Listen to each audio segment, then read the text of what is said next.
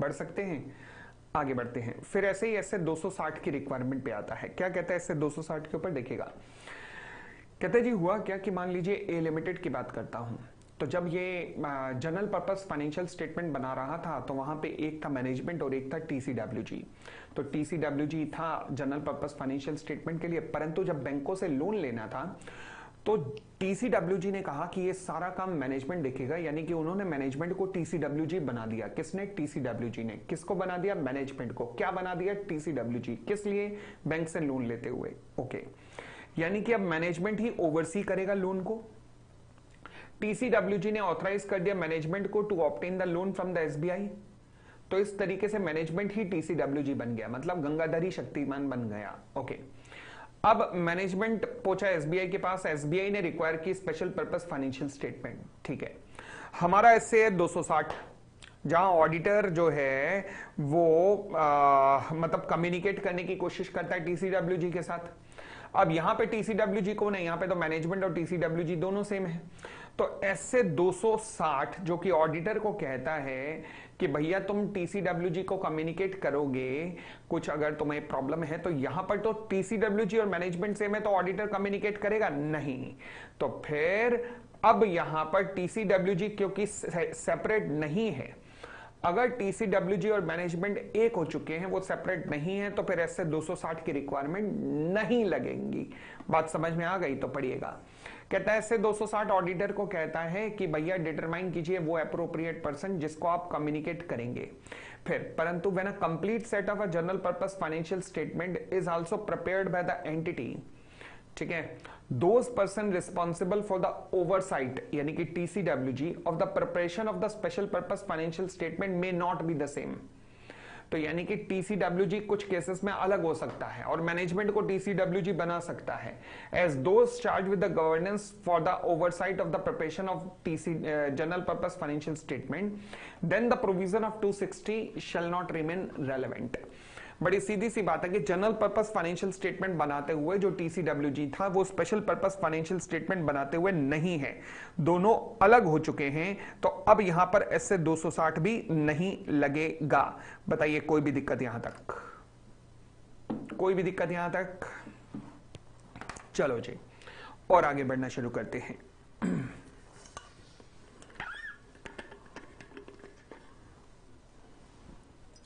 अब हम आते हैं लास्ट पैरा पे। मैंने कहा जी हर एक के 3 होंगे पार्ट, एक एक्सेप्टेंस ऑफ एंगेजमेंट, दूसरा परफॉर्मेंस और तीसरा रिपोर्टिंग। अब हम रिपोर्टिंग वाले पॉइंट पे आ रहे हैं, रिपोर्टिंग पे आइएगा।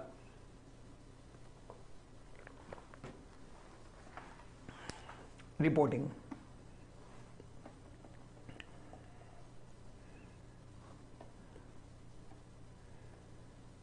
चलिए ओपिनियन की बात करता हूं। हाँ जी, जब आप ओपिनियन दोगे स्पेशल पर्पस फाइनेंशियल स्टेटमेंट के अंदर, तो ऑडिटर वहां पे कुछ चीजें जरूर मेंशन करोगे। क्या? आपका पर्पस क्या है, मतलब किस लिए आप स्पेशल पर्पस फाइनेंशियल स्टेटमेंट बना रहे हो, क्या आग लगी पड़ी थी ऐसी, किसके लिए बना रहे हो, यूजर्स कौन है। फिर special purpose financial statement auditor तो नहीं बनाएगा, वो तो ऑडिट करेगा, तो बनाने की रिस्पॉन्सिबिलिटी किसकी है? मैनेजमेंट की है। अच्छा जी, कैम की ऑडिट मैटर्स, क्या यहां पर एप्लीकेबल होता है या नहीं होता? सिमिलरली क्या ऐसे 720 यहां पर एप्लीकेबल होता है या नहीं होता? ये सब ऑडिट रिपोर्ट के अंदर आना चाहिए, जो भी यहां पर ऑडिट रिपोर्ट बनती है स्पेशल पर्पस फाइनेंशियल स्टेटमेंट के लिए। तो पढ़िएगा क्या कहता है। कहता है जी, when form an opinion and reporting on the special purpose financial statement, auditor shall apply the requirement of SA 700। ठीक है, SA 700 बात करता है form and content of the audit report की। ये क्या कहता है? कहता है जी audit report shall also describe purpose, बताएगा, इंटेंडेड यूजर्स भी ऑडिट रिपोर्ट में बताए जाएंगे कि कौन कौन है। फिर अगर मैनेजमेंट के पास चॉइस है of the financial reporting framework की in the preparation of such financial statement, for example आप चाहो तो ऐसे बना दो, चाहे तो वैसे बना दो, जैसे कि आएगा। फॉर एग्जांपल कहाँ गया, हाँ जी, मैंने कहा जी AINC जो कि यूएसए की है और controlled by the Infosys India, Infosys India की सब्सिडरी है AINC। Now for AINC GP general purpose financial statement क्या है? US gap. ठीक है जी। सेबी कहता है since subsidiary of the Indian company है तो आपको रिपोर्टिंग करनी है फाइनेंशियल स्टेटमेंट में, बेशक सब्सिडरी हो, बट हम कहेंगे आपको कि आप या तो इंडियस फॉलो कर लो या IFRS। तो अब मैनेजमेंट के पास ऑप्शन हो चुका है। यस, मैनेजमेंट के पास ऑप्शन दे दिया, किसने? सेबी ने। तो ये उस ऑप्शन की बात कर रहा है कि अगर मैनेजमेंट के पास चॉइस है फाइनेंशियल रिपोर्टिंग फ्रेमवर्क बनाने का इन the preparation of such financial statement, तो मैनेजमेंट रिस्पॉन्सिबिलिटी स्टेटमेंट के अंदर ये एक्सप्लेनेशन आनी चाहिए कि आपने कैसे, कौन से FRF को फॉलो किया है, इंडेस को या फिर किसको फॉलो किया है, ये प्रॉपर एक्सप्लेनेशन के अंदर आनी चाहिए। ठीक है जी। फिर ऑडिट रिपोर्ट में ऐसे 701 का रेफरेंस भी जरूर होना चाहिए और 720 का रेफरेंस भी जरूर होना चाहिए जब आप ऑडिट रिपोर्ट बना रहे होंगे। क्लियर हो गई इतनी बात? चलिए फिर उसके बाद आगे बढ़ते हैं। कहता है जी alerting the readers that the financial statement are prepared in accordance with the special purpose statement, यानी कि ये बात जरूर लिखी जानी चाहिए कि ये जनरल पर्पस फाइनेंशियल स्टेटमेंट नहीं है और ये केवल एक स्पेसिफाइड पर्पस के लिए ही बनाई जा रही है। नॉर्मली इसे रेफर मत कीजिए, ये केवल स्पेसिफाइड पर्पस के लिए बनाई जा रही है। क्लियर हो गई इतनी बात? चलिए जी आगे आगे आगे आगे। हाँ जी, देखिएगा, द ऑडिटर को अलर्ट करना पड़ेगा user of the auditors report by including an EOM paragraph. Emphasise of the matters paragraph के अंदर लिख देना कि फाइनेंशियल स्टेटमेंट जो है हमने स्पेशल पर्पस से बनाई है, देयरफॉर बाकी यूजर्स प्लीज इसे यूज ना करें, प्लीज इसे यूज ना करें। हाँ जी। सिमिलरली रेस्ट्रिक्शन ऑन डिस्ट्रीब्यूशन और use, the auditor may considered it appropriate to indicate कि जो ऑडिटर रिपोर्ट है वो केवल किसी स्पेसिफाइड यूजर के लिए है, औरों के लिए नहीं है, औरों के लिए नहीं है। ठीक है। चले भाई CMA फाइनल की कॉस्ट एंड मैनेजमेंट ऑडिट का एक बैच दोबारा से YouTube पे शुरू हो रहा है, प्लीज देख लीजिएगा। अभी दोबारा से मैं शुरू करने जा रहा हूं।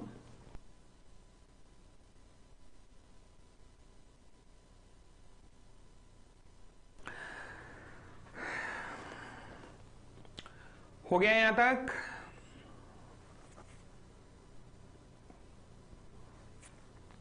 चलो जी, अब ये कहता है कि EOM में कैसे लिखा जाएगा। देखिएगा, ये फॉर्मेट है, आ सकता है पेपर में कि EOM की ड्राफ्टिंग करके दिखाओ, EOM की ड्राफ्टिंग करके दिखाओ, ये पूछा जा सकता है। ठीक है, आगे बढ़िएगा। तो ये था हमारा essay 800। उसके बाद हम आते हैं अगले essay के ऊपर, नाम है जिसका essay 805। लो जी, essay 805 कौन सी सिचुएशन की कल्पना करता है? चलिए पहले ये समझते हैं, essay 805 किस सिचुएशन के बारे में कहता है।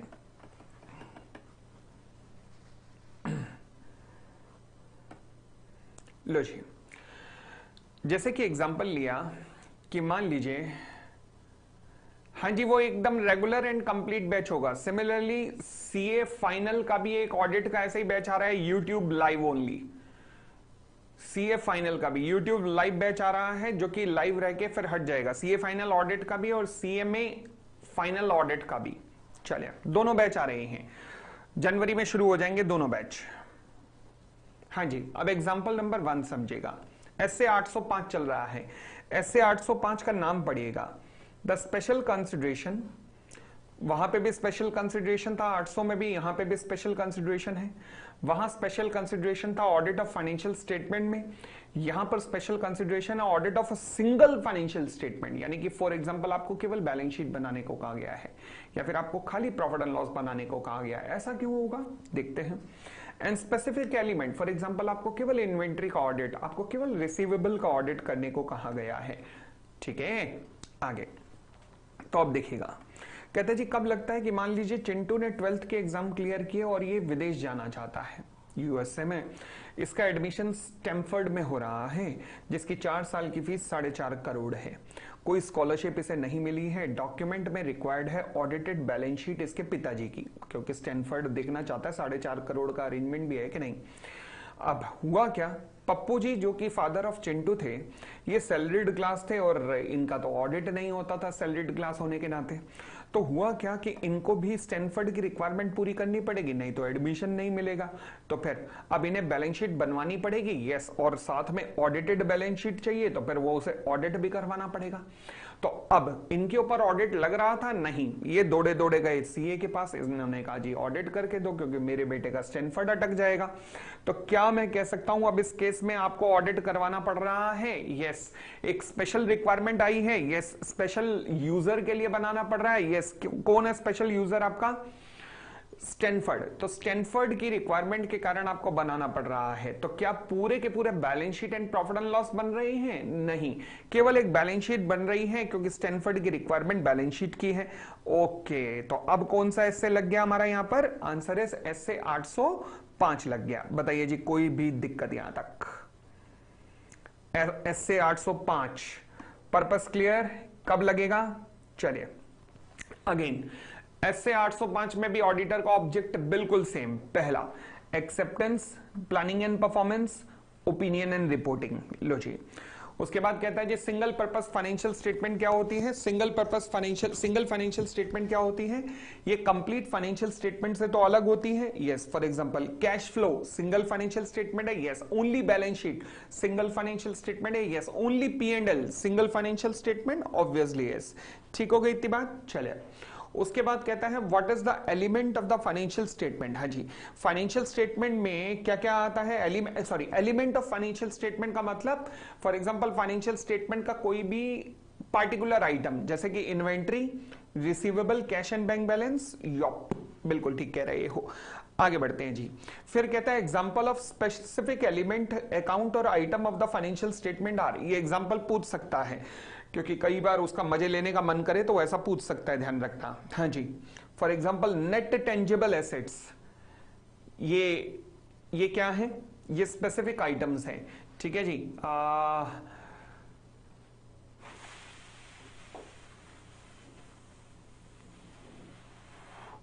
धन्यवाद धन्यवाद धन्यवाद साहब, धन्यवाद, बहुत बढ़िया। सीएमए लॉ में आपको मदद मिली है, चिंता मत करो। ऑडिट का भी बैच आ रहा है, सीएमए ऑडिट का तैयारी कर लो, सीएमए फाइनल ऑडिट का बैच आ रहा है, आगे यूट्यूब पे ही आ रहा है। हाँ जी, a schedule of the net tangible assets including related notes. दोबारा बोलता हूं, schedule of the net tangible assets including related notes. ठीक हो गई इतनी बात? तो हम एग्जांपल्स कर रहे हैं स्पेसिफिक एलिमेंट के। फिर a schedule of the disbursement in relation to the leased property including explanatory notes, ये भी एग्जाम्पल है स्पेसिफिक आइटम्स का ऑफ द बैलेंस शीट। फिर a schedule of the profit participation और employ bonuses including the explanatory note, इनका भी specified audit करने को कहा जा सकता है। लीज का स्पेशल ऑडिट करके दो, नेट टेंजिबल एसेट्स का ऑडिट करके दो, ये सब मांगा जा सकता है ऑडिट पर्पस से, ध्यान रखना। फिर ऊपर की दो आइटम देखिएगा, कहता है जी schedule of the externally managed assets and income of the private pension plan including related notes. बाप रे, ये तो बिल्कुल ही ऊपर से जा रहा है। अब ये क्या हो गया? चलिए देखते हैं, एग्जाम्पल नंबर पे आते हैं हम, आइएगा। कहता है जी मान लीजिए एक लिस्टेड कंपनी है जिसका नाम है ए लिमिटेड। ठीक है जी, हुआ क्या? अब इन्होंने एक एस्टेब्लिश किया fund for the employ who are going to retire.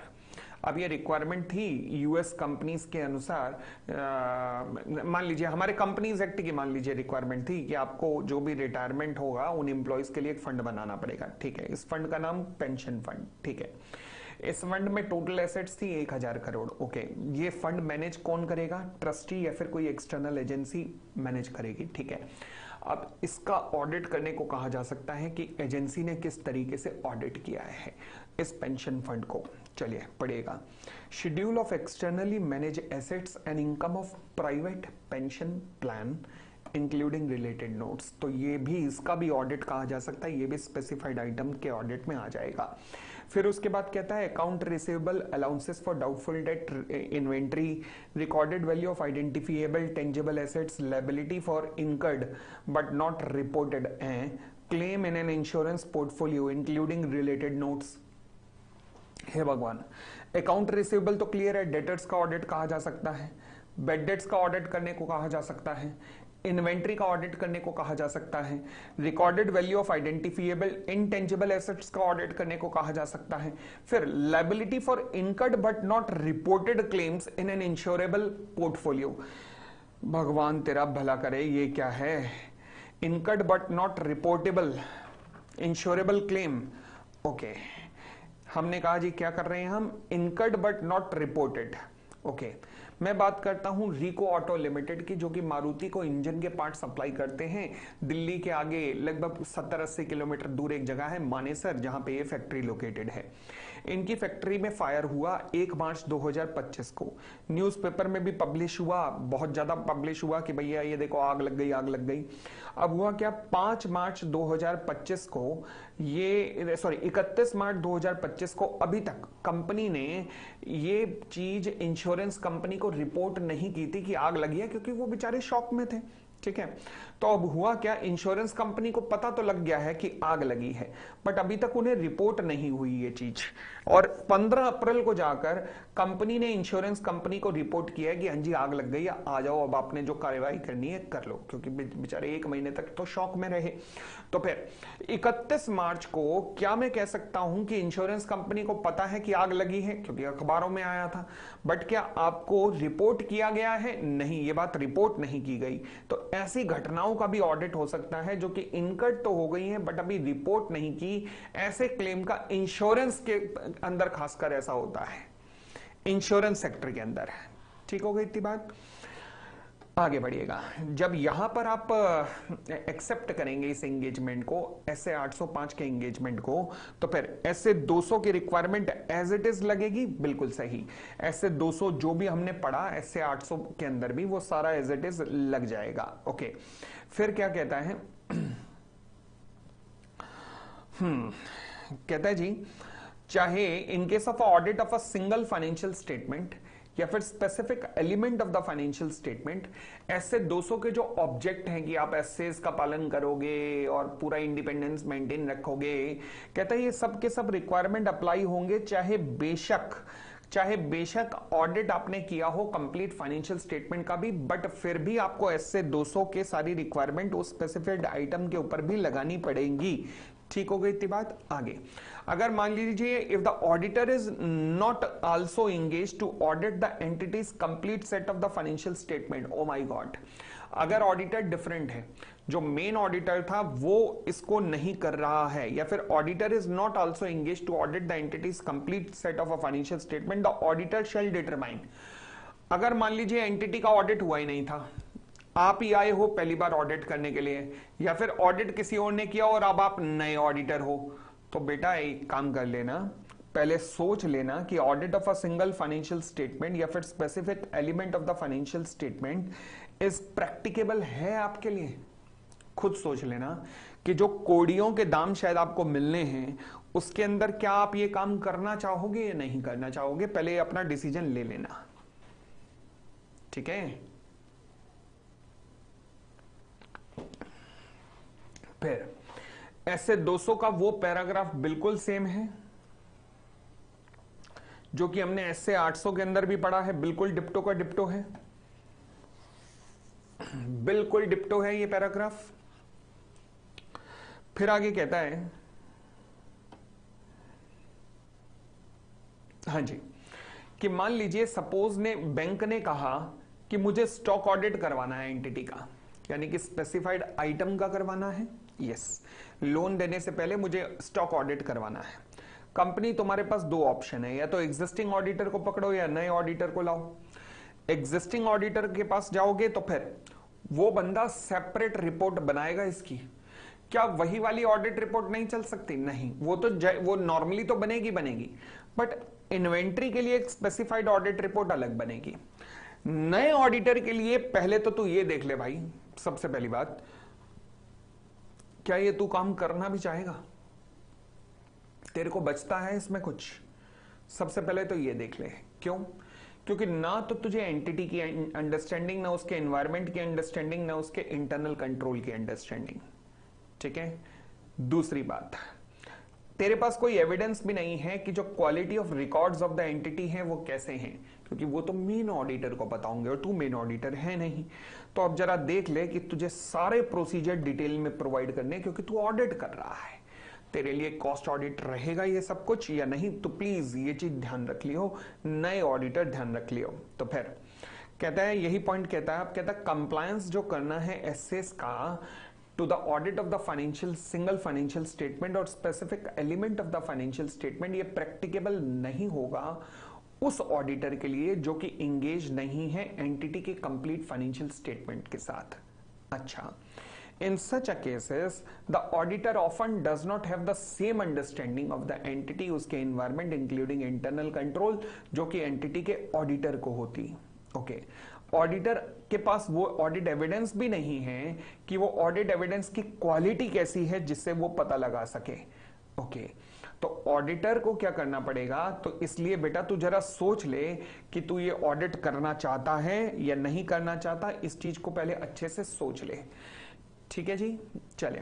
For example एक और तो हरकत और भी खतरनाक हो सकती है, वो कैसे, मान लीजिए ए लिमिटेड पंजाब नेशनल बैंक के पास पहुंची, इनकी पंजाब नेशनल बैंक की रिक्वायरमेंट थी कि हमें ऑडिट करना है रिसीवेबल का।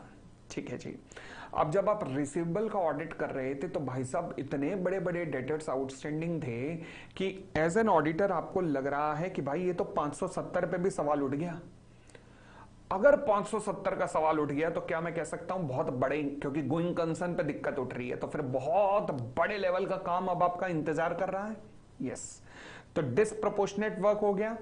यस, तो ऐसे में ऑडिटर तुम्हें क्या करना चाहिए मैनेजमेंट को, कि अगर आपको लगता है कि काम डिसप्रोपोर्शनेट है, उन्हें कह दो जी स्पेसिफिक ऑडिट मत करवाओ, आप पूरा रिव्यू मुझसे करवा लो, थोड़े पैसे और लगेंगे मगर रिव्यू करवा लो, मगर स्पेसिफिक ऑडिट मत करवाओ। बड़ी सीधी सी बात है, स्पेसिफिक ऑडिट में भाई डिसप्रोपोर्शनेट काम आ रहा है तुम्हारे पास। In the case of an audit of specific element of the financial statement, certain essays require audit work that may be disproportionate. अगर एसे 570 लग गया, जो मैंने एग्जांपल लिया वो ये रहा, तो फिर ये तो डिसप्रोपोर्शनेट काम हो जाएगा, क्योंकि गोइंग कंसर्न के ऊपर सवाल उठ रहा है, फिर तो आपको धजिया उड़ानी पड़ेगी पूरी की पूरी अपनी। ठीक है, आगे बढ़ते हैं। अब हम आते हैं एसे 210 के ऊपर।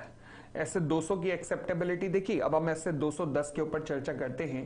For example A limited Punjab national bank के पास पहुंचा, बैंक ने कहा जी मुझे स्टॉक ऑडिट करवाना है। ठीक है जी, ऑडिटर तुझे क्या चेक करना पड़ेगा, हाँ जी, if valuation in the stock statement is as per the applicable accounting policies, तुझे चेक करना पड़ेगा। भाई नॉर्मली तू चेक करता है ना इन्वेंट्री के लिए, भाई एक मिनट,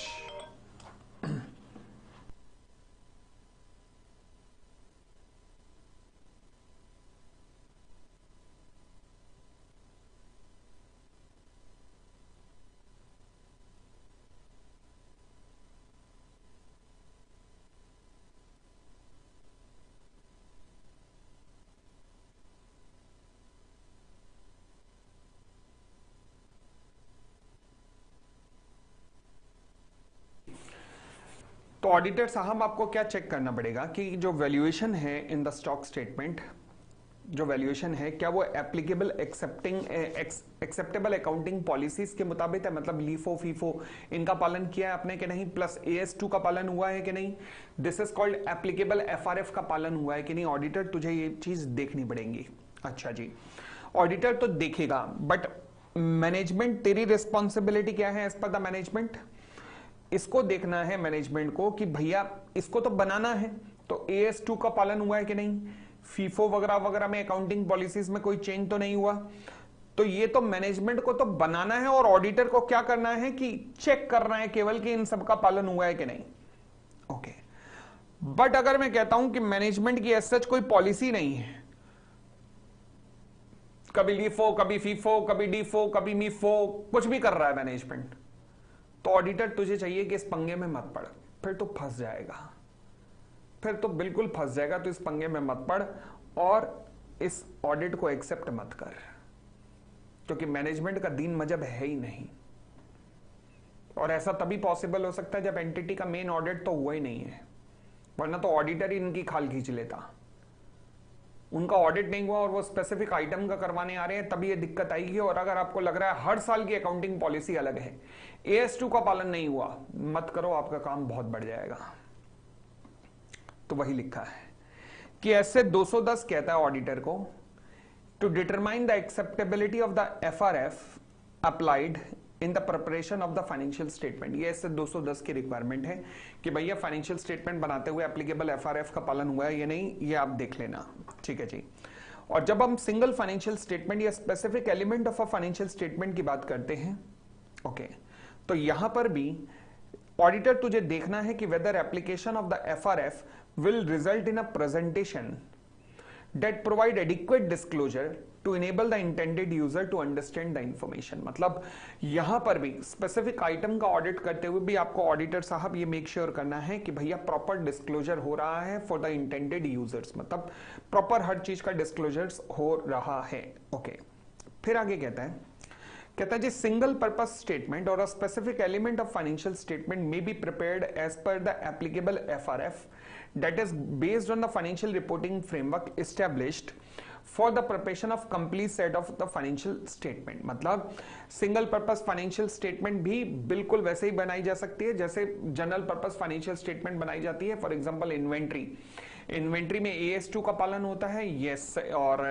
इन्वेंट्री में बाकी भी जिन जिन सब चीजों का पालन होता है उन सब का पालन किया जाएगा, यस। अकाउंटिंग पॉलिसी फीफो का या फिर वेटेड एवरेज का, यस, ठीक है जी। कहता है if this is the case, हाँ जी, if this is the case, उसके बाद क्या कहता है, determination of the acceptability of applicable framework में इन्वॉल्व कंसिडरिंग। जब आप देखोगे कि एप्लीकेबल फ्रेमवर्क यहां पर लग रहा है कि नहीं, तो यहां पर आप क्या चीजें कंसीडर करोगे कि whether that framework include all the requirement of the framework. Inventory के केस में फ्रेमवर्क क्या कहता है, AS2 का पालन करो, अकाउंटिंग पॉलिसीज का पालन करो, यही कहता है जब यही का यही general purpose framework specific item में लगेगा तो ऑडिटर तुझे चेक करना पड़ेगा कि ये सारे का सारा फ्रेमवर्क स्पेसिफिक आइटम्स के लिए एप्लीकेबल हो रहा है या नहीं हो रहा, तुझे ये देखना पड़ेगा। यानी कि the whole applicable FRF for general purpose financial statement shall apply to single financial statement or specific element, वो उन दोनों पे भी लगना चाहिए पूरे का पूरा।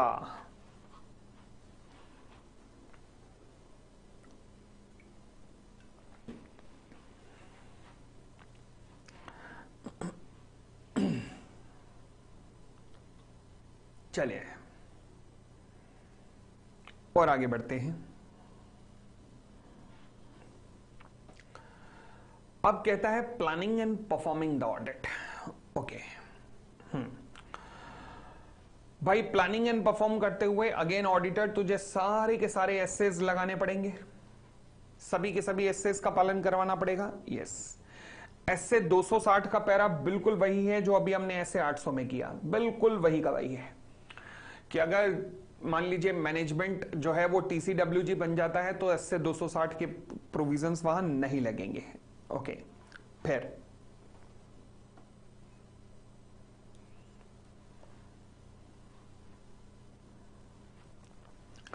कहता है when auditing a single financial statement और a specific element of a financial statement in conjunction with the audit of the entity's complete set of a financial statement। मतलब जब आप कंप्लीट ऑडिट कर रहे थे उसी टाइम आपने कहा कि भैया हम फाइनेंशियल स्टेटमेंट का, हम इन्वेंट्री का भी ऑडिट कर लेते हैं जो कि स्पेसिफिक रिक्वायरमेंट है। कैसे?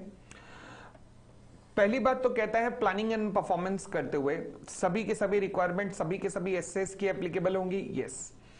ऐसे 260 बिल्कुल वही है जो ऐसे 800 में है। फिर सीए जय साहब जब ऑडिट कर रहे थे फाइनेंशियल स्टेटमेंट का तो ये स्पेशल ऑडिट भी कर रहे थे इन्वेंट्री का, तो सवाल उठा जो मेन ऑडिट करते हुए आपको ऑडिट एविडेंस मिले हैं क्या वो एविडेंस स्पेशल ऑडिट में यूज किए जा सकते हैं? हाँ, किए जा सकते हैं। ये हो गई पहली बात।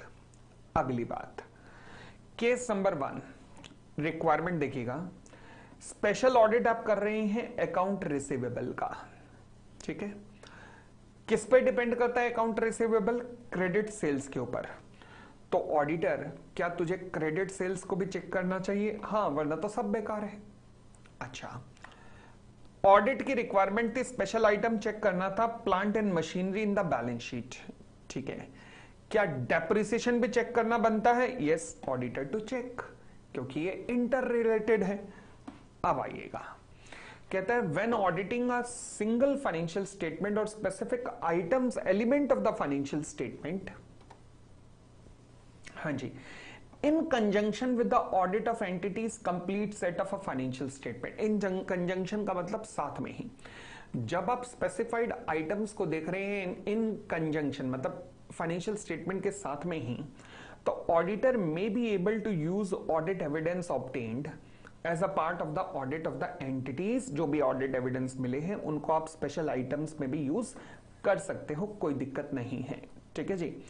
आगे फिर कहता है individual financial statement that comprise a complete set of the financial statement and many of the element of those financial statement including their related notes are sometimes interrelated। Account receivable कर रहे हो तो क्रेडिट सेल्स इंटर रिलेटेड है, तो इसलिए when auditing a single financial statement और specified element of a financial statement, auditor may not be able to consider the financial statement और element in isolation. Consequently अब इस केस में क्या करना होगा ऑडिटर? तो रिसीवेबल का ऑडिट करने गया है तो खाली रिसीवेबल मत कर, क्रेडिट सेल्स तुझे देखना ही देखना पड़ेगा, बिकॉज वो इंटर रिलेटेड है।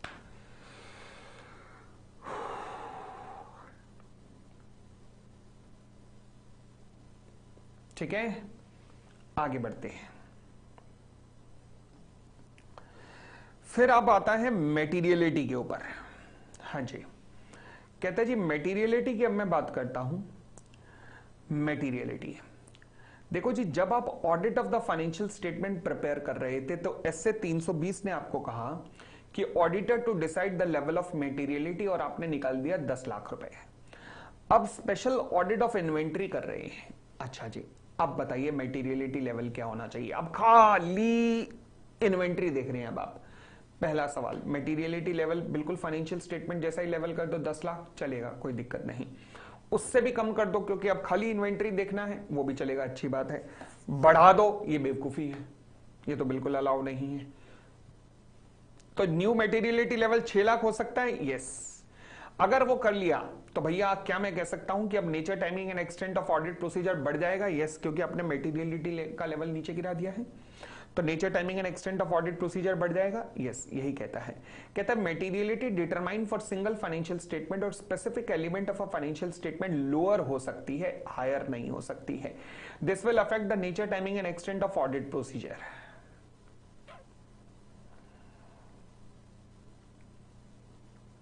ठीक हो गई थी बात भी, आगे बढ़ सकते हैं। चले, अब हम बात करते हैं ऑडिट ओपिनियन की। यहां थोड़ा खतरा है, ऑडिट ओपिनियन पे जरा ध्यान रखिएगा। कैसे खतरा है? मान लीजिए मैंने कहा जी ऑडिट ओपिनियन पूरी फाइनेंशियल स्टेटमेंट पे कैसा है, सिंगल फाइनेंशियल स्टेटमेंट पे कैसा है और स्पेसिफिक एलिमेंट पे कैसा है। अब देखिएगा, मैं अलग अलग सिचुएशन आपके साथ बना रहा हूं। Situation number 1, suppose, common sense लगाना और कुछ नहीं लगाना, केवल कॉमन सेंस लगाना। मैंने कहा जी पूरी फाइनेंशियल स्टेटमेंट पे ऑडिटर ने अनमॉडिफाइड ओपिनियन दिया है। ओके, सिंगल फाइनेंशियल स्टेटमेंट का ऑडिट कर रहा है भाई, मान लीजिए बैलेंस शीट का या प्रॉफिट एंड लॉस का। क्या ये पॉसिबल है कि उस पर मॉडिफाइड ओपिनियन दे दे? सोच के देखिएगा। जब आपने कहा फाइनेंशियल स्टेटमेंट पर अनमॉडिफाइड ओपिनियन है, मतलब फाइनेंशियल स्टेटमेंट ठीक बनी है, आप यहां कह रहे हो बैलेंस शीट में गड़बड़ है। अबे पगलैट हो गया। जब फाइनेंशियल स्टेटमेंट ठीक है तो इसका मतलब प्रॉफिट एंड लॉस भी ठीक होगा, बैलेंस शीट भी ठीक होगी। ऐसा तो नहीं हो सकता कि प्रॉफिट एंड लॉस में गड़बड़ है, बैलेंस शीट ठीक है, ओवरऑल सारी ठीक है। पागल है क्या? ऐसे थोड़ा ना होगा। तो फिर तो भाई साहब फुल फाइनेंशियल स्टेटमेंट अनमॉडिफाइड है और सिंगल फाइनेंशियल स्टेटमेंट मॉडिफाइड, ये तो गलत हो गया, ये नहीं हो सकता। ठीक है ना, क्योंकि कॉन्ट्राडिक्शन क्रिएट कर रहे हो आप अपने आप में ही। परंतु क्या यह हो सकता है कि स्पेसिफिक एलिमेंट मॉडिफाइड हो? हाँ, ये हो सकता है कि इन्वेंट्री जो है वहां पर मॉडिफिकेशन है, मगर इन्वेंट्री जो थी वो इतनी ज्यादा इममेटीरियल थी, इतनी ज्यादा इममेटीरियल थी कि उसका ओवरऑल फाइनेंशियल स्टेटमेंट पे कोई इंपैक्ट ही नहीं पड़ा। बात समझ आई? अरे बोलो ना हाँ। तो यानी कि पॉसिबल है क्योंकि वो आइटम मटेरियल ही नहीं थी। ठीक है। Situation number 2, full financial statement पे एडवर्स ओपिनियन है और सिंगल फाइनेंशियल स्टेटमेंट की अगर बात करूं तो वहां पर अनमॉडिफाइड ओपिनियन है। क्या ये पॉसिबल है? ये तो कॉन्ट्राडिक्शन है कि पूरी फाइनेंशियल स्टेटमेंट में आग लगी पड़ी है बट बैलेंस शीट ठीक है। पागल है क्या? हम ऐसे कैसी बातें कर रहे हैं? बट स्पेसिफाइड एलिमेंट अनमॉडिफाइड हो सकता है। हाँ, वो हो सकता है अनमॉडिफाइड, उसमें कोई दिक्कत नहीं है। ठीक है ना। चलिए फिर, पूरी फाइनेंशियल स्टेटमेंट एडवर्स है, ये डिस्क्लेमर है, और सिंगल फाइनेंशियल स्टेटमेंट अनमॉडिफाइड है। हाँ, ये देखिएगा, मैंने कहा जी मान लीजिए पूरी की पूरी फाइनेंशियल स्टेटमेंट जो है वो एडवर्स है, ये डिस्क्लेमर है ड्यू टू कैश फ्लो या फिर ऑपरेशन में डिस्क्लेमर है, मतलब कैश फ्लो के कारण एडवर्स ओपिनियन है। आपको इंफॉर्मेशन नहीं मिली कैश फ्लो वगैरह की, तो आपने एडवर्स डिस्क्लेमर कर दिया या फिर एडवर्स ओपिनियन दे दिया, बट बाकी बिजनेस के रिस्पेक्ट में अनमॉडिफाइड है। क्या ये पॉसिबल है? हाँ, ये पॉसिबल है कि दो अलग अलग एस्पेक्ट की चर्चा हो रही है यहां पर, तो यहां पर मुझे कोई दिक्कत नहीं है। लॉजिक तो डिफरेंट फॉर्म्स ऑफ ओपिनियन पड़ेगा, यहां सारा लिखा हुआ है डिफरेंट फॉर्म्स ऑफ ओपिनियन के बारे में। क्या मैं इसे छोड़ सकता हूं अब आपके करने के लिए? इसे ये डिफरेंट फॉर्म्स ऑफ ओपिनियन की बात की गई है कि अगर उसमें ऐसा होगा तो उसमें फिर क्या होगा, ये सारा यहां पर लिखा हुआ है। चलिए,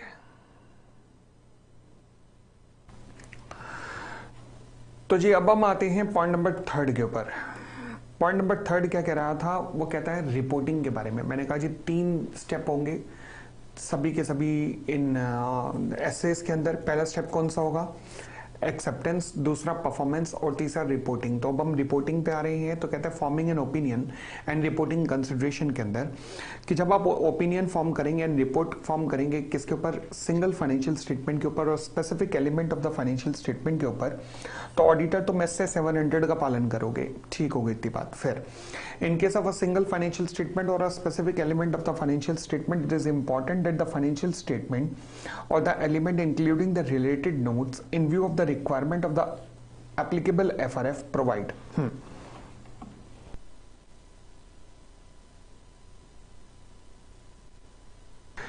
देखो जी, अगर आप ऑडिट भी कर रहे हो किसी स्पेसिफाइड आइटम का या स्पेसिफिक फाइनेंशियल स्टेटमेंट का, तो एक चीज मेक श्योर करना कि एप्लीकेबल एफआरएफ की मांगों को ध्यान में रखते हुए, उसकी रिक्वायरमेंट को ध्यान में रखते हुए, यहां पर पहली बात तो प्रॉपर डिस्क्लोजर होना चाहिए to enable the intended user, ताकि वो कुछ समझ तो पाए।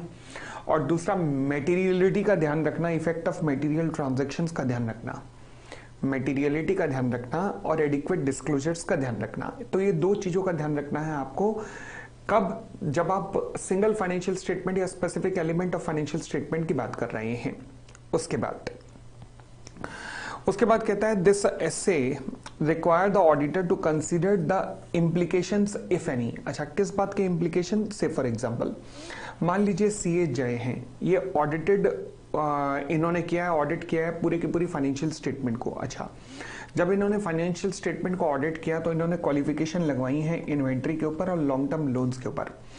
अब बैंक की रिक्वायरमेंट थी कि आपको स्पेसिफिक आइटम्स का भी ऑडिट करना है और उस स्पेसिफिक आइटम्स में इन्होंने ऑडिट किया इन्वेंट्री का। ओके, एक तरफ ऑडिट रिपोर्ट में इन्होंने क्वालिफिकेशन इन्वेंट्री पे लगाई है और फिर दोबारा इन्वेंट्री का ही स्पेसिफिक एलिमेंट का ऑडिट भी कर रहे हैं, तो क्या वो जो क्वालिफिकेशन इन्होंने फाइनेंशियल स्टेटमेंट में लगाई थी उसका प्रभाव यहाँ पे नजर आएगा? बिल्कुल आएगा। ठीक है ना। तो अगर मान लीजिए ऑडिट रिपोर्ट आपने बनाई है फुल फाइनेंशियल स्टेटमेंट की, उसमें कोई क्वालिफिकेशन हुई है, तो उस क्वालिफिकेशन का इंपैक्ट के स्पेसिफिक आइटम्स पे भी आ सकता है। बिल्कुल आएगा। तो yes, does the audit report होता है इन्वेंट्री शैल आल्सो कंटेन सच क्वालिफिकेशन। ठीक है ना। परंतु अब मैं एग्जांपल चेंज करता हूं कि सपोज इन द वो जो फुल फाइनेंशियल स्टेटमेंट थी, audit report contain qualification on the receivable, और ऑडिट रिपोर्ट में क्वालिफिकेशन थी रिसीवेबल की, और स्पेसिफिक आइटम्स के अंदर अब आप जो ऑडिट कर रहे हो वो इन्वेंट्री का कर रहे हो, तो बताइए क्या कोई इंप्लीकेशन होगा? बिल्कुल नहीं होगा, यहाँ पे तो कोई इंप्लीकेशन नहीं होगा, ठीक है ना। तो वही कि this SA require the auditor to consider the implications if any, कि अगर वो सर्टेन मैटर्स जो हैं जो कि उसकी ऑडिट रिपोर्ट के अंदर इंक्लूड थे जब उसने complete set of the financial statement के ऊपर बनाई थी, और जब अब वो सिंगल फाइनेंशियल स्टेटमेंट या specific element of financial statement के ऊपर बना रहा है, तो कोई भी इंप्लीकेशन उस मेन ऑडिट रिपोर्ट का अगर इस रिपोर्ट पे हो रहा है तो वो दोगे, वो दिखाओगे। फिर कहता जी फैक्टर डेट में भी relevant in considering those implication include. हाँ जी, कौन कौन से फैक्टर्स का ध्यान रखना चाहिए आपको वाइल डिसाइडिंग कि मतलब क्या इनको कंसीडर किया जाना चाहिए, क्या इनका इंप्लीकेशन होना चाहिए। तो पहला कहता है nature of the matters being described in the audit report on the complete set of the financial statement and the extent to which it relate to what it is included in the single financial statement or specific element of the financial statement. Nature of the matter being described, nature of the matter being described मतलब suppose अगर मैं आपसे कहूं कि ये जो full financial statement थी, अगर मैंने कहा इसमें ऑडिट रिपोर्ट कंटेन्स करती है qualification on the receivable, okay, तो क्या स्पेसिफिक आइटम अगर इन्वेंट्री का ऑडिट कर रहे हो तो क्या इसको कंसीडर्ड किया जाएगा? हमने कहा नहीं, इसका कोई इंप्लीकेशन नहीं है, तो इसको कंसीडर्ड नहीं किया जाएगा। बस इसी एग्जांपल को, इस एग्जांपल को ही जरा ध्यान रखना और आप पढ़ना। कहता है nature of the matter being described in the audit report on the complete set of financial statement. Complete set of financial statement में आपने क्वालिफिकेशन किसके ऊपर दी है? रिसीवेबल के ऊपर। अच्छा, and the extent to which it relate to what it is included in the single financial statement. क्या receivable relate करता है इन्वेंट्री से? नहीं रिलेट करता। तो फिर इस फैक्टर को ध्यान रखना है आपको।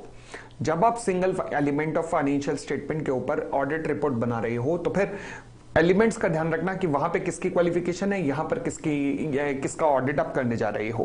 फिर the pervasiveness of the matter described in the audit report on the complete set of the financial statement, मतलब वो मैटर कितना फैला हुआ है। से फॉर एग्जांपल अगर आप ऑडिट रिपोर्ट स्पेसिफिक एलिमेंट पे जा रहे हो, प्लांट एंड मशीनरी पे, तो वो डेप्रिसिएशन तक भी आएगी, तो मतलब कितना फैला हुआ आइटम है वो। Next, the extent of difference between the period covered by complete set of financial statement compare to the period of the single financial statement. Say for example दोनों के बीच में बहुत ज्यादा गैप है। आपने 31 मार्च का ऑडिट किया था, मई तक निपटा दिया था, और अब आपको बैंक कह रहा है दिसंबर के अंदर की इन्वेंट्री का ऑडिट करो, तो फिर वो जो उस टाइम आपने मेहनत की थी वो काफी ज्यादा अब दोबारा भी करनी पड़ेगी, ध्यान रखना, क्योंकि उसकी मेहनत को 9 महीने हो चुके हैं। तो इसलिए द फैक्टर में B relevant in considering the implication. तो इंप्लीकेशंस का ध्यान रखते हुए वो जो फुल आपने ऑडिट किया था उसको सिंगल फाइनेंशियल स्टेटमेंट में लगाते हुए इन बातों का ध्यान रखना कि कितना पीरियड कवर हो गया है, और वहां पे किस चीज पे ऑडिट था, यहां पर किस चीज का ऑडिट हो रहा है, फिर परवेसिवनेस क्या थी उस ऑडिट की, फिर the time elapsed since the date of the audit report on the complete set of the financial statement, मतलब वहां से यहां तक कितना टाइम हो चुका है ऑडिट रिपोर्ट से। चलिए जी, फिर कहता है inclusion of reference to the audit report on the complete set of the financial statement. अच्छा जी, इसका मतलब क्या है? Inclusion of reference to the audit report on the complete set of the financial statement. मतलब ये है भैया कि बड़ी सीधी सी बात है,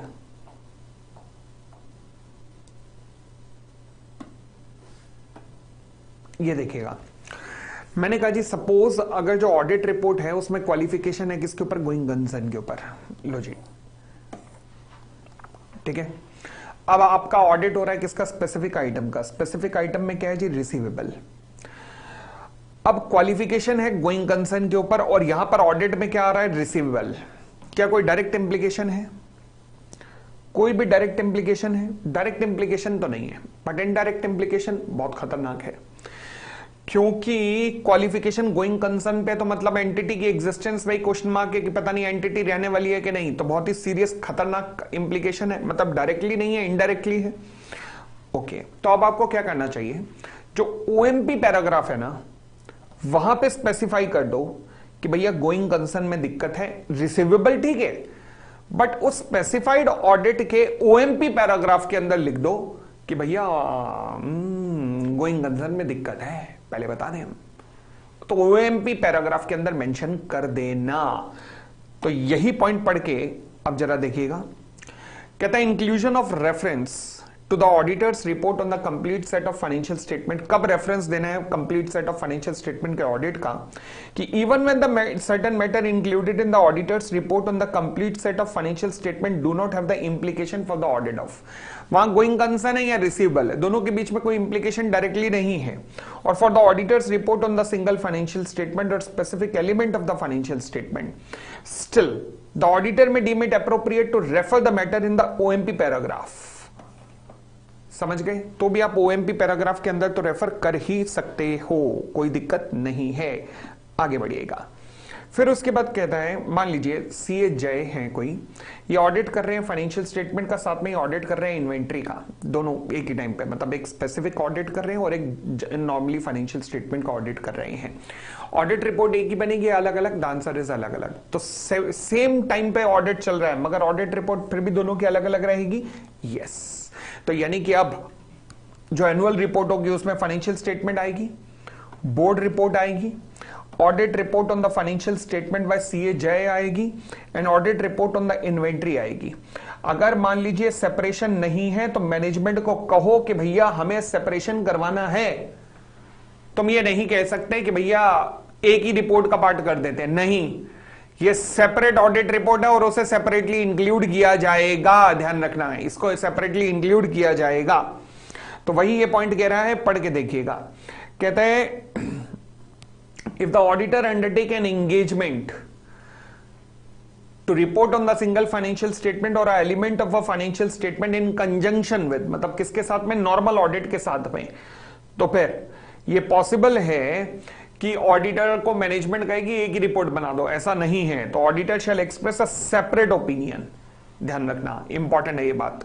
ऑडिटर्स सिंगल फाइनेंशियल स्टेटमेंट और audited specific element of financial statement publish किया जा सकता है साथ में ही, उसमें मुझे कोई दिक्कत नहीं है कि दोनों एक ही साथ पब्लिश कर दो। बट अगर ऑडिटर कंक्लूड करता है कि presentation of the single financial statement और a specific element of a financial statement does not differentiate it sufficiently, मतलब ये सफिशिएंटली डिफरेंशिएट ही नहीं हो पा रहा कि ये स्पेसिफिक ऑडिट रिपोर्ट है, ये जनरल ऑडिट रिपोर्ट है, तो फिर मैनेजमेंट को कह दो कि रेक्टिफाई करो सिचुएशन को, and the auditor shall not issue the audit report containing the opinion on the single financial statement और specific element until satisfied with the differentiation. तो यानी कि मैनेजमेंट को कहो कि प्रॉपर तरीके से दोनों को डिफरेंशिएट करे, सिंगल फाइनेंशियल स्टेटमेंट और जनरल पर्पस फाइनेंशियल स्टेटमेंट को डिफरेंशिएट करे, ताकि ऑडिट रिपोर्ट दोनों पे अलग अलग नजर आए। जब तक नहीं होगा तब तक आप ऑडिट रिपोर्ट इशू मत करना, ठीक है जी। चलिए जी आगे बढ़ते हैं। फिर कहता है audit report on the entity's complete set of the financial statement include. हाँ जी, ऑडिटर्स रिपोर्ट जब कंप्लीट सेट पे बनती है तो ऑडिट रिपोर्ट में क्या क्या आता है भाई, 705 आता है, 706 आता है, 570, 720 सब आता है। तो ऑडिटर को स्पेसिफिक एलिमेंट के ऊपर भी रिपोर्ट बनाते हुए इन सब चीजों का ध्यान रखना पड़ेगा। 720, 570, 700, 705 इन सब चीजों का ध्यान रखना ही रखना पड़ेगा। फिर उसके बाद कहता है जी, अब ये बात हमने कल डिस्कस की थी कि मान लीजिए अगर आपकी मेन जो ऑडिट रिपोर्ट है उसके अंदर एडवर्स और डिस्क्लेमर ऑफ ओपिनियन है, तो फिर क्या ऐसा पॉसिबल है कि अनमॉडिफाइड ओपिनियन आप सिंगल फाइनेंशियल स्टेटमेंट पे दे दो? नहीं, कॉन्ट्राडिक्शन होगा। अच्छा, अनमॉडिफाइड ओपिनियन स्पेसिफिक आइटम पे दे सकते हो? हाँ, वो चलेगा। ये हम कल ये सारा हम डिस्कस कर चुके थे, ठीक है जी। अब हम करते हैं अगला एस्से शुरू, जिसका नाम है एस्से 810। 810 किस बारे में कल्पना करता है? एक्चुअल में 810 के बारे में समझना होना तो पहले आपको समझना पड़ेगा कंपनीज एक्ट का सेक्शन 136। अच्छा, कंपनीज एक्ट का सेक्शन 136 कहां से बीच में पिक्चर है में आ गया, क्योंकि ये ना एक्चुअल में एस्से का बेस प्रोवाइड करता है। वो कैसे, देखिए सेक्शन 136 कहता है ये जो कंपनी होती है ना भैया, ये क्या करती है, अपने मेंबर्स को जनरल मीटिंग से 21 दिन पहले जब नोटिस ऑफ मीटिंग देती है तो उसके साथ में कुछ और डॉक्यूमेंट्स भी भेजती है, जिसे एनुअल रिपोर्ट कहा जाता है। इस एनुअल रिपोर्ट में कंपनी की financial statement consisting of balance sheet, profit and loss वगैरह, cash flow statement plus consolidated financial statement plus board report plus auditors report आती है। लगभग 400 से 700 पेज की रिपोर्ट होती है। इसे कहते हैं फुल फाइनेंशियल स्टेटमेंट, ठीक है जी। अब सोच के देखो जरा लिस्टेड कंपनी के एंगल से for example I am talking about Reliance industry industries limited, जिसके 40 लाख मेंबर हैं। आप सोचो 40 लाख मेंबर्स के घरों पे 400 से 700 पेजेस की एक रिपोर्ट जा रही है, तो भाई साहब अरावली क्या हिमालय भी काट दिया जाएगा, इतने पेड़ कटेंगे, क्योंकि पेड़ों से ही तो ये बनते हैं भाई। पेपर किससे बनता है? पेड़ों से ही। तो फिर तो इसलिए लिस्टेड कंपनीज के केस में लॉ मेकर्स ने कहा नहीं नहीं नहीं नहीं, रुको, इतनी बड़ी रिपोर्ट भेजने की जरूरत नहीं है, पढ़नी किसने है, तो इसलिए इतना भेजो जितना ये पढ़ सके। तो इसके लिए एक फॉर्म प्रिस्क्राइब किया गया जिसमें कहा गया AOC 3A, accounts of the company, form number 3A, जिसमें पूरी की पूरी फाइनेंशियल स्टेटमेंट की एक छोटी सी समरी होती है। दिस इज कॉल्ड सैलेंट फीचर, इसे कहते हैं समराइज्ड फाइनेंशियल स्टेटमेंट, ठीक है ना। तो ये this form contains the criteria और फीचर टू बी इंक्लूडेड, तो चलेगा। अब क्या होता है कि कंपनी इस फुल फाइनेंशियल स्टेटमेंट को अपने रजिस्टर्ड ऑफिस पे रख देती है कि किसी को भी कीड़ा या फिर अजगर हो उसके अंदर और पूरा पढ़ना चाहता हो तो वहां पढ़ ले, और बाकियों का काम जिनसे AOC 3A से ही चल जाएगा, सारी फिगर मेन है इसमें, तो तुम उसी से काम चला लो। तो ये जो AOC 3A है, जिसे हम समराइज फाइनेंशियल स्टेटमेंट कहते हैं, ये डिराइव कहां से होती है? फुल फाइनेंशियल स्टेटमेंट में से होती है। इसका एक फॉर्मेट है AOC 3 के अंदर, ठीक है। तो चलिए अब सवाल उठा, ऑडिटर फुल फाइनेंशियल स्टेटमेंट के ऊपर तो अपने कमेंट पास करता है, तो क्या ऑडिटर को हो कमेंट देना पड़ेगा on the summarise financial statement as well? The answer is big yes, big yes. अच्छा, ऑडिटर कौन सा होगा? क्या कंपनी का करंट ऑडिटर ही होगा? यस, क्योंकि अगर आप नया ऑडिटर लाए तो भाई उसके लिए तो दिक्कत है, क्योंकि उसको फिर दोबारा से इससे 315, 200, 215, 330 सारे लगाने पड़ेंगे, मटेरियलिटी वगैरह सब लगाना पड़ेगा, तो उसके लिए तो दिक्कत हो जाएगी। तो इसलिए एग्जिस्टिंग ऑडिटर को लिया जाना चाहिए, नए ऑडिटर को नहीं लिया जाना चाहिए। तो कोई क्या प्रोसीजर आपको अपनाना पड़ेगा ये समराइज फाइनेंशियल स्टेटमेंट के लिए? नहीं, क्योंकि यहां से प्रोसीजर वहां आ रहा है, कॉपी पेस्ट होना है बस आइटम्स को। तो कॉपी पेस्ट ढंग से हुआ या नहीं, केवल ऑडिटर तुम्हें ये देखना है, बस इतना सा प्रोसीजर है, मैं कह सकता हूं, चलेगा। तो सबसे पहली बात, समराइज फाइनेंशियल स्टेटमेंट क्या होती है? It reflect the historical financial information ही, ठीक है ना, but that is derived from the main financial statement, but contain less details than the financial statement while still providing a structure representation. मतलब इसमें main तो सारी इंफॉर्मेशन आई जाती है, प्रॉपर पैरामीटर्स हैं जो कि AOC 3A के अंदर लॉ मेकर्स ने दिए हुए, लगभग सारे के सारे उसमें पैरामीटर्स आ जाते हैं, मेन सारी आइटम्स यहां पर आ जाती हैं। फिर ऐसे 810 जो है वो डील्स करता है ऑडिटर की रिस्पॉन्सिबिलिटी के साथ में ही, when undertaking an engagement to report on the summarise financial statement, जो कि डिराइव होती है मेन फाइनेंशियल स्टेटमेंट से, और जिसे ऑडिट किया था ऑडिटर ने ऐसे के according by the same auditor. तो इसका मतलब यहां सेम ऑडिटर ही होगा, नया ऑडिटर किसी हालत में नहीं आएगा। चलिए जी, फिर कहता है एंगेजमेंट का एक्सेप्टेंस। हाँ जी, तो पहले अगेन यहां पर एक बात लिखता है कि भाई कोई भी नया ऑडिटर नहीं लाना, कि सेम ऑडिटर को ही पकड़ना, यानी कि auditor shall ordinarily accept an engagement to report on the summary financial statement as per SA only when the auditor has been engage. वही ऑडिटर जो इंगेज हुआ है to conduct an audit as per in accordance with this SA of this SA, यानी कि जो कि इस एसे के अकॉर्डिंग ऑडिट किया है जिसने, वही समराइज फाइनेंशियल स्टेटमेंट का भी ऑडिट करेगा। क्योंकि नया ऑडिटर अगर आ गया तो तकलीफें बढ़ जाएंगी भैया, वो तो दिक्कत वाली बात हो जाएगी ना, कैसी कैसी बातें कर दी तुमने। फिर आगे कहता है if the auditor has not audited the financial statement from whom the summary financial statement are derive, तो ऑडिटर को नेसेसरी नॉलेज नहीं होगी, तो फिर उसे बीच में अपने पंगे नहीं लेने चाहिए, मतलब उसे इस चीज का ऑडिट नहीं करना चाहिए, समराइज फाइनेंशियल स्टेटमेंट नहीं बनानी चाहिए, नहीं रिव्यू करनी चाहिए। आगे फिर कहता है जी, before accepting an engagement to report on the summarise financial statement the auditor shall. हाँ जी, ऑडिटर अगर तुम्हें मैनेजमेंट कहता है कि देखो जी हमारे ऊपर समराइज फाइनेंशियल स्टेटमेंट यानी कि AOC एप्लीकेबल हो रहा है, क्योंकि देखो अब सारी कंपनियों पे तो एप्लीकेबल नहीं होगा, मैंने कहा ना लिस्टेड कंपनियों पे एप्लीकेबल होता है, और फिर कुछ specific type of public company होती है जिनके पेड अप कैपिटल 10 करोड़ या 10 करोड़ से ऊपर होती है, उनके ऊपर एप्लीकेबल होता है, सबके ऊपर एप्लीकेबल नहीं होता। तो यानी कि अगर मान लीजिए कंपनी ऐसी है जिसके ऊपर एप्लीकेबल हो रहा है और मैनेजमेंट ने ऑडिटर को कहा कि जी आपको ना समराइज फाइनेंशियल स्टेटमेंट के ऊपर भी रिव्यू देना है, मतलब या उसको भी ऑडिट करना है, ऑडिट कर रहे हो तो ऑडिट ही करना है, तो आप प्लीज देख लीजिएगा। तो ऑडिटर जब मैनेजमेंट आपको कहता है तो सबसे पहले आपको क्या चीज देखनी है? सबसे पहली चीज देखनी है कि क्या एप्लीकेबल क्राइटेरिया, मतलब form number AOC 3A apply हुआ है कि नहीं। अप्लाइड क्राइटेरिया का मतलब होता है criteria applied by the management in the preparation of the summarised financial statement. वो क्या है क्राइटेरिया, जो कि दे रखा है AOC 3A के अंदर। अच्छा, the preparation of summarised financial statement जो है वो मैनेजमेंट को कहता है to determine the information that need to be reflected in the summarised financial statement so that they are consistent with the summary of the audited financial statement. मतलब summarised financial statement कैसे बनाई जाएगी, it require the management to determine the information. देख लो जी कौन सी information आनी चाहिए, तुम क्या देखोगे, सीधा प्रिस्क्राइब है अप्लाइड क्राइटेरिया के अंदर AOC फॉर्म 3A, ठीक है ना। आगे, there may be a risk that SFS may not contain the information necessary, मतलब जो AOC 3 में दी हुई है वो ना हो शायद। The risk increase when the establish criteria does not exist, मतलब सपोज करो अगर AOC 3A ना हो तो परेशानी वाली बात हो जाएगी ना फिर तो। चले फिर उसके बाद the factor affecting the auditors determination of the acceptability of the applied criteria. दोबारा बोलो, the factors affecting the auditors determination of acceptance of the applied criteria. बड़ी सीधी सी बात है कि ऑडिटर ये अप्लाइड क्राइटेरिया सफिशिएंट है या नहीं है, ऑडिटर इस बात का निर्णय कैसे लेगा। देखो जी, इसके लिए कोड ध्यान रखना, NPA non performing assets needs, NPA needs, N stand for nature of the entity क्या है, उसके बेसिस पर ही ऑडिटर डिसाइड करेगा कि अप्लाइड क्राइटेरिया जो है वो एक्सेप्टेबल है या नहीं है। अब यहां ना एक ऐसी सिचुएशन की कल्पना की गई है कि मान लीजिए AOC 3A आने से पहले, अब AOC 3A आने के बाद तो कोई दिक्कत ही नहीं है, बट उससे पहले जब तक वो नहीं आया था तब ऑडिटर ये डिटरमाइन करता था कि ये अप्लाइड क्राइटेरिया एक्सेप्टेबल है या नहीं है।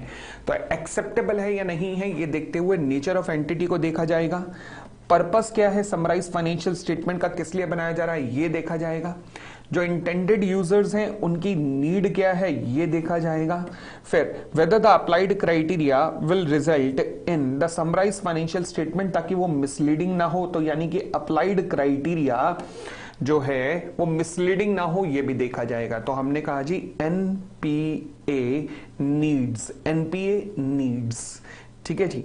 तो ये चीजें देखी जाती थी पहले, जब AOC 3A जब तक नहीं था तब तक ये चीजें मेक श्योर की जाती थी ऑडिटर के द्वारा अप्लाइड क्राइटेरिया को जज करने के लिए कि इफ इट इज एक्सेप्टेबल और नॉट। नेक्स्ट फिर कहता है obtain the agreement of the management that it acknowledges and understand it's responsibility. obtain the agreement of the management that it acknowledges and understand its responsibility।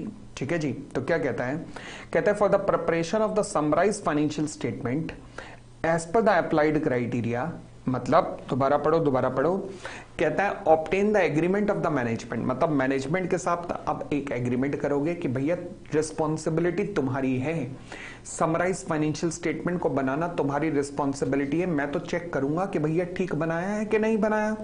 तो management क्या आपने अपनी responsibility ढंग से निभाई है या नहीं, किस चीज में, for the preparation of the summarise financial statement as per the applied criteria, मतलब AOC 3A का पालन किया है कि नहीं किया। फिर क्या audited financial statement intended users को अवेलेबल है, फॉर एग्जांपल जैसे मैंने बताया कि अगर कोई फुल फ्लेज फाइनेंशियल स्टेटमेंट देखना चाहता है तो फिर वो रजिस्टर्ड ऑफिस पे जाके देख सकता है, तो क्या आपने अवेलेबिलिटी करवाई है कि नहीं। फिर to include the auditor's report on the summarized financial statement in any document that contain the summarized financial statement and indicate that the auditor has reported on them। यानी कि अगर समराइज फाइनेंशियल स्टेटमेंट बनी है और audit भी हुई है तो ऑडिट रिपोर्ट में इस बात के बारे में जरूर इंक्लूड किया जाएगा कि हमने समराइज फाइनेंशियल स्टेटमेंट भी बनाई है और उसका ऑडिट भी हुआ है। ठीक हो गई इतनी बात। अच्छा, सवाल उठा कि क्या यह पॉसिबल है कि समराइज फाइनेंशियल स्टेटमेंट जो है वो ऑडिट रिपोर्ट के बिना भी हो जाए। हाँ, हो सकता है, आप उसका ऑडिट ना करवाओ, कोई दिक्कत नहीं, आप केवल मैनेजमेंट समराइज फाइनेंशियल स्टेटमेंट बना रहा है, ऑडिट नहीं करवा रहा, ठीक है, कर सकते हो और ऑडिट करवा भी सकते हो। ये ज्यादातर कंपनियां नहीं करवाती, वैसे समराइज फाइनेंशियल स्टेटमेंट बना के बस वैसे भेज देती हैं। चलिए जी, फिर कहता है ऑडिटर आपको क्या करना पड़ेगा, एग्री करना पड़ेगा मैनेजमेंट पे on the form of the opinion to be express on the summarise financial statement. देखो जी, अगर वो आपको ऑडिट करने को कह रहे हैं तो भाई साहब आप मैनेजमेंट को एक्सप्लेन कर दो कि मैं ऑडिट तो करने आ रहा हूं, बट ध्यान रखना अगर मुझे गड़बड़ मिली तो मैं एडवर्स ओपिनियन, मॉडिफाइड ओपिनियन दे सकता हूं। तो अगर मुझे कॉपी पेस्ट में भी गड़बड़ लगी, अगर तुम ऑडिट करवा ही रहे हो तो ठीक है ना, ये तो तुम्हारे ऊपर है कि करवाना चाहते हो कि नहीं। फिर the nature of procedures to be performed by the auditor, कुछ खास प्रोसीजर यहां पर है नहीं। तो क्या क्या प्रोसीजर होंगे? सबसे पहले इवेल्युएट। इवेल्युएट का मतलब क्या होगा कि देखो जी, सबसे पहले तो ऑडिटर देखेगा कि whether the summarised financial statement adequately disclose the summarised nature and identity of the audited financial statement, मतलब कॉपी पेस्ट ढंग से हुआ है कि नहीं, पहले तो ऑडिटर ये इवेल्युएट करेगा। दूसरी बात, when the summarized financial statement are not accompanied by the audited financial statement, अगर मान लीजिए summarise financial statement audited financial statement के साथ में नहीं है, अगर मान लीजिए उसके साथ में नहीं है, बाद में कभी आपको बनाने को कहा गया है, तो whether they describe clearly from whom और where the audited financial statement कहां पर अवेलेबल होंगी।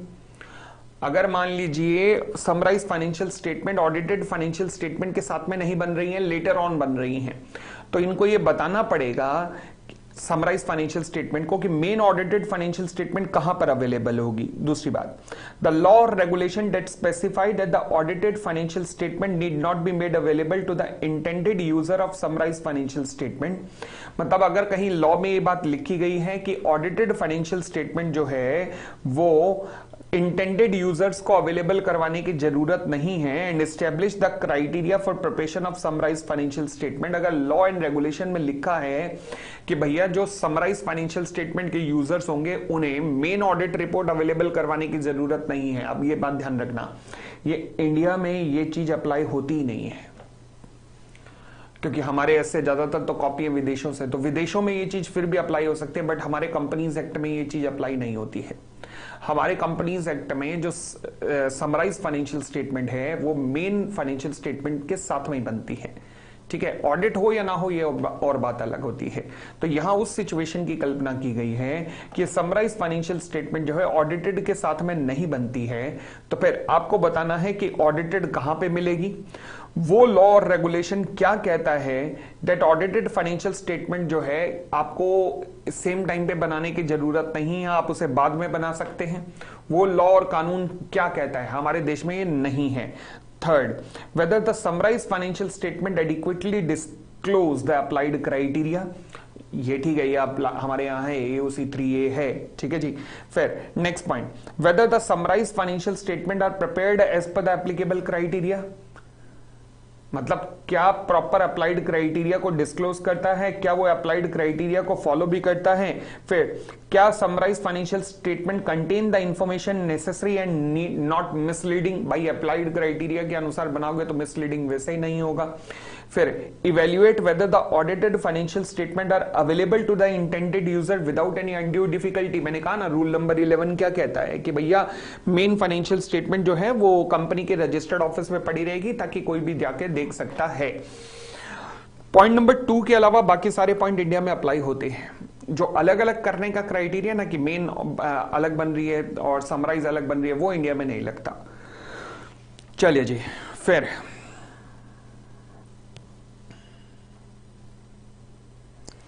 ऑडिटर एक चीज और इंश्योर करना, हम क्या कर रहे हैं यहां पर ऑडिटर को कह रहे हैं कि इवेल्युएट कर ले, दूसरा हम कह रहे हैं कंपेयर कर ले, प्रोसीजर की बात कर रहे हैं। कंपेयर कर ले, किस चीज को कंपेयर कर ले कि जो समराइज्ड फाइनेंशियल स्टेटमेंट है, whether the summarise financial statement जो है वो एग्री करता है या फिर रिकैलकुलेट किया जा सकता है from the related information in the audited financial statement. For example मान लीजिए AOC 3A के अंदर एक इंफॉर्मेशन आती है नेटवर्थ। नेटवर्थ में क्या क्या आना चाहिए, paid up capital plus reserve and surplus minus miscellaneous expenditure. Financial statement के अंदर नेटवर्थ नाम की टर्म नहीं आती है, बट नेटवर्थ कैलकुलेट तो कैसे होगी फाइनेंशियल स्टेटमेंट में से। तो इसका मतलब अगर मैं रिकैलकुलेट करके देखूं एज एन ऑडिटर, तो क्या यही फिगर आ रही है नेटवर्थ की जो कि फाइनेंशियल स्टेटमेंट से डिराइव की गई है, बट एज इट इज नहीं उठाई गई, उसे कैलकुलेट किया गया है, तो फिगर यही आएगी कि नहीं। ये ऑडिटर तुम्हें कंपेयर करना पड़ेगा, ये रिकैलकुलेट करना पड़ेगा। ठीक हो गई इतनी बात। चलिए और आगे बढ़ते हैं।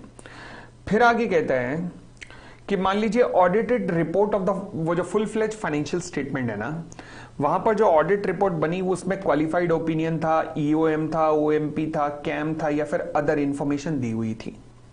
अच्छा, while having the audit report on the summarized financial statement, आपको यह बात मेंशन करनी पड़ेगी कि audit report over the full financial statement के अंदर ये चीजें दी हुई हैं, प्लस उनका बेसिस क्या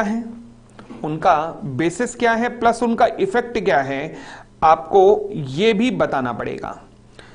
ऑडिट रिपोर्ट के अंदर जब आप ऑडिट रिपोर्ट बनाओगे समराइज फाइनेंशियल स्टेटमेंट के अंदर, तो आपको बताना पड़ेगा मेन ऑडिट रिपोर्ट के अंदर क्वालिफिकेशन है, उसका बेसिस क्या है, रीजन क्या है, प्लस उसका इफेक्ट समराइज फाइनेंशियल स्टेटमेंट पे क्या हो रहा है।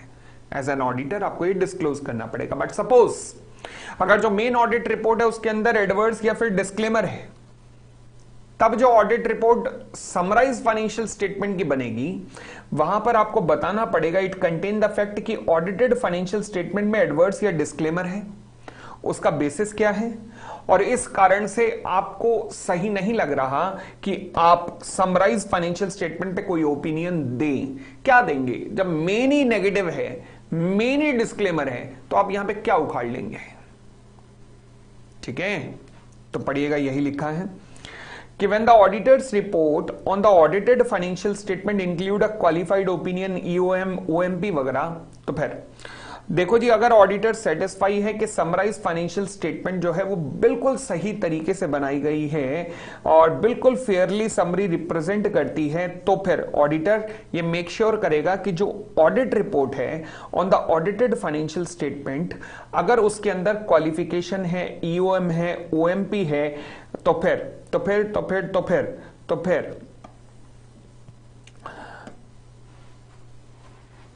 ऑडिट रिपोर्ट के अंदर भी, समराइज्ड फाइनेंशियल स्टेटमेंट के अंदर भी इसका रेफरेंस आएगा।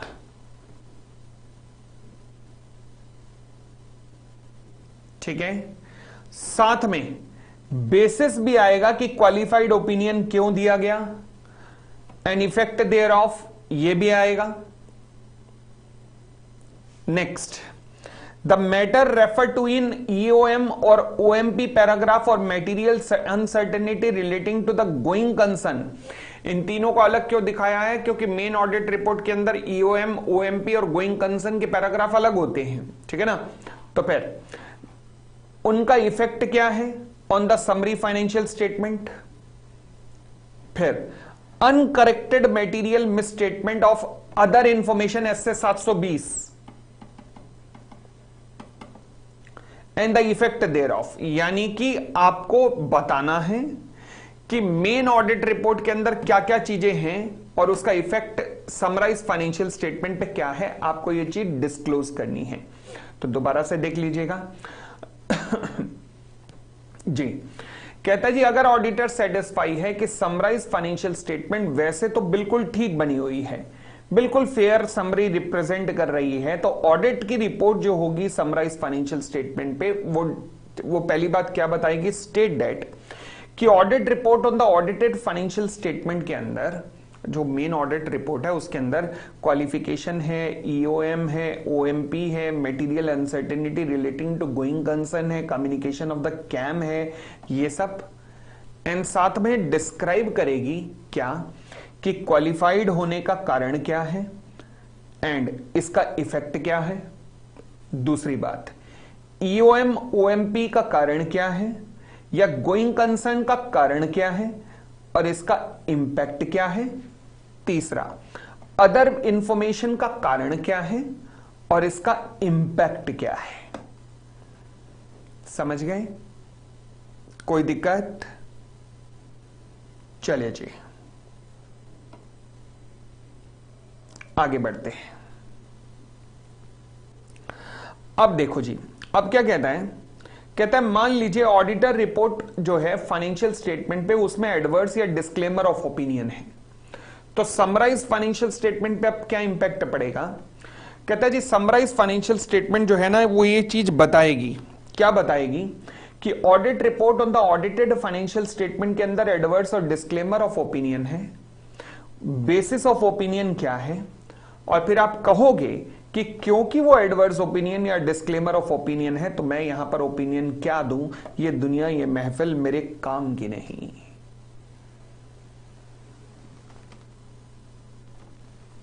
ठीक है जी, बढ़ सकते हैं। चले, उसके बाद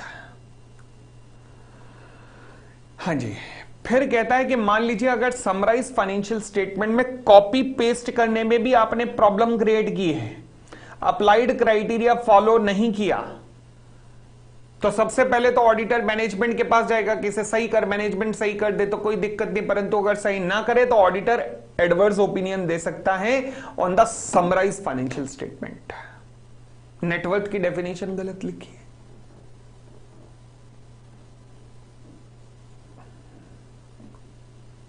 ठीक है, चलिए अब ऑडिटर्स एसोसिएशन।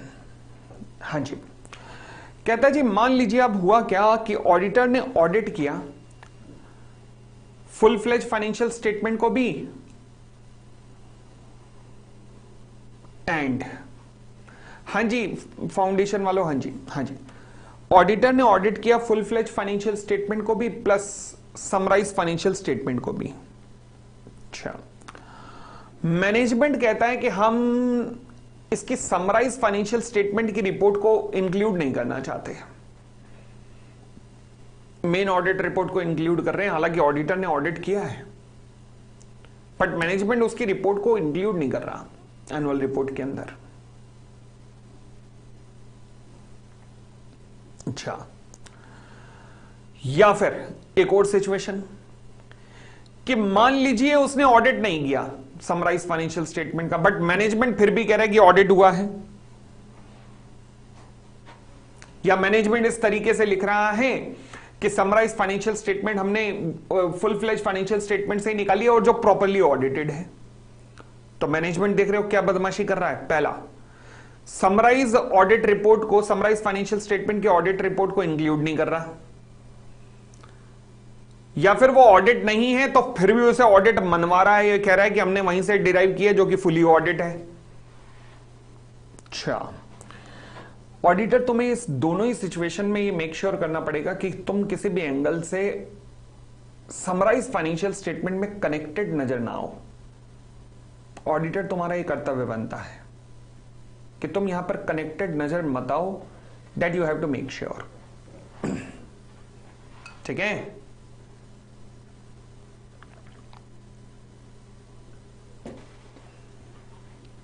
पढ़िएगा कैसे। If the auditor become aware that the entities plan to state that auditor has reported on summarized financial statement,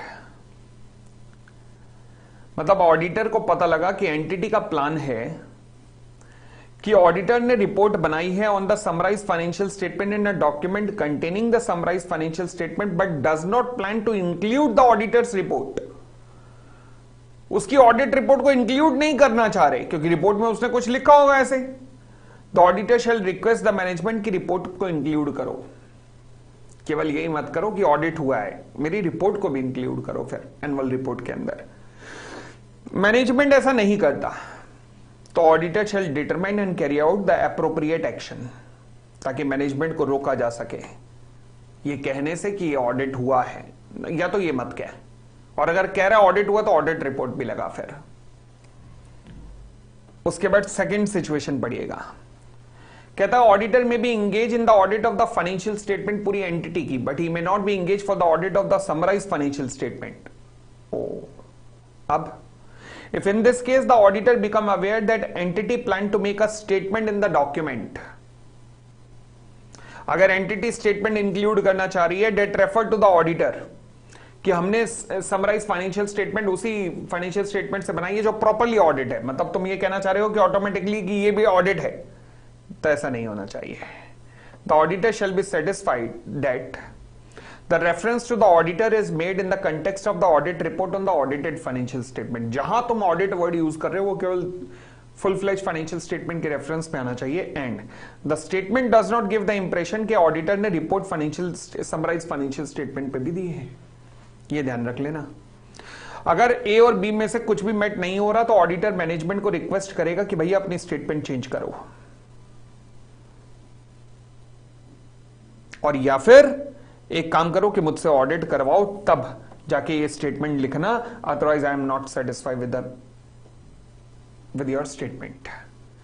management अगर सुन लेता है तो ठीक है, मगर मैनेजमेंट अगर स्टेटमेंट चेंज नहीं करता तो फिर the auditor shall advise the management that the auditor disagree with the reference to the auditor and the auditor shall determine and carry out the necessary action. For example, general meeting के अंदर member के सामने बोल सकता है कि भैया मेरा ओपिनियन नहीं है, मैं पहले कह रहा हूं और मैंने इन्हें कहा था मगर ये माने नहीं है, वो कह सकता है ऑडिटर। ठीक हो गई इतनी बात। आगे ऐसे 810 का लास्ट पैरा कहता है time of the work and event subsequent to the date of the audit report on the audited financial statement। पढ़ो जी पढ़ो, क्या लिखा है?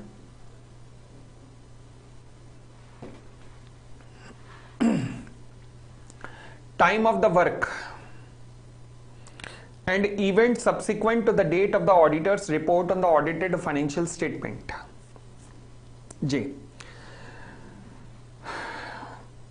देखो जी, होता क्या है, क्या यह पॉसिबल है कि 31 मार्च को एंड ऑफ फाइनेंशियल ईयर हुआ, 30 जून को आपने ऑडिट रिपोर्ट बनाई on the full fledge financial statement, और 15 जुलाई को आप ऑडिट रिपोर्ट बना रहे हो on the summarise financial statement? हो सकता है, कोई दिक्कत नहीं है। अच्छा, अगर इस बीच में कोई इवेंट हो गया तो ऑडिट रिपोर्ट तो बन चुकी है, अब क्या समराइज फाइनेंशियल स्टेटमेंट के अंदर इस इवेंट को स्थान देना चाहिए? The answer is if the audit report on the summarized financial statement to considered event on 5 जुलाई के इवेंट को कंसीडर करेगी। Answer is no. क्यों? क्योंकि भाई समराइज फाइनेंशियल स्टेटमेंट कोई अलग से नहीं बनाई जा रही, उसकी ऑडिट रिपोर्ट कोई अलग से नहीं बनाई जा रही, हमने मेन ऑडिटेड फाइनेंशियल स्टेटमेंट को ही कॉपी करके इसको रिपोर्ट को बनाया, तो इसलिए मेन ऑडिट रिपोर्ट के बाद अगर कोई सब्सिक्वेंट इवेंट होता है तो उसे कंसीडर नहीं किया जाएगा समराइज फाइनेंशियल स्टेटमेंट बनाते हुए। तो इसलिए, क्योंकि अदरवाइज सारे प्रोसीजर दोबारा अपनाने पड़ेंगे ना भाई। अगर audit report on the summarise financial statement, ऐसा हो सकता है कि वो थोड़ी बाद में बनाई जाए। In such a case the audit report on the summarise financial statement को स्टेट करना पड़ेगा, उसमें लिखना पड़ेगा कि summarise financial statement and audited financial statement do not reflect the effect of event. इसमें वो इवेंट नहीं आ रहे हैं, इसमें वो इवेंट नहीं आ रहे हैं that occurred subsequent to the date of the audit report. Main audit report के बाद अगर कोई इवेंट हुए हैं तो समराइज फाइनेंशियल स्टेटमेंट के अंदर आपको बताना पड़ेगा कि हमने उन इवेंट को कंसीडर नहीं किया। बेटा यहाँ इंट्राडे बताने वाली या स्ट्रेटेजी या नहीं होती, ये फाइनल की क्लास चल रही है, प्लीज समझा करो कि कहां आके क्या लिखना होता है। चलिए आगे, फिर कहता है when the auditor report on the summarise financial statement after the completion of the audit of the financial statement, बाद में बन रहा है, auditor is not required to obtain, मतलब अब आपको कोई भी एडिशनल ऑडिट एविडेंस वगैरह लेने की जरूरत नहीं है, चाहे बेशक कोई सब्सिक्वेंट इवेंट हो जाए, आपको कोई भी एडिशनल प्रोसीजर फॉलो करने की जरूरत नहीं है, क्योंकि आप मेन ऑडिट रिपोर्ट में से या मेन फाइनेंशियल स्टेटमेंट में से बस ये बनाएंगे और कुछ नहीं। ठीक हो गई इतनी बात। चलिए, तो ये था पूरे का पूरा चैप्टर नंबर 8। कल से हमारा हो जाएगा शुरू चैप्टर नंबर 9। ठीक है जी, thank you, bye bye, take care.